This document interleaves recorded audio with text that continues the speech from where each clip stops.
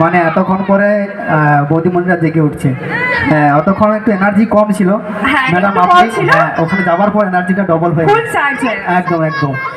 তারপরে যা বৌদিরা যা ডান্স করলো, রেমাল ঝড়কে টপকি চলে গেছে সে আরেকটু নামলে। আচ্ছা আচ্ছা, ঠিক আছে, অবশ্যই।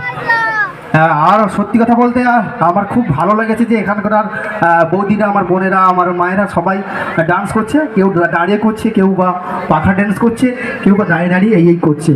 খুব ভালো লাগছে। আচ্ছা চলুন, মঞ্চে জনপ্রিয় সেই একটা রয়েছে আমাদের সবার প্রিয় শ্রেয়সী কর, অবশ্যই মঞ্চে জনপ্রিয় সঙ্গীত শিল্পী কাম একটা আমরা সবাই টিভির পর্দায় দেখেছি আজকে।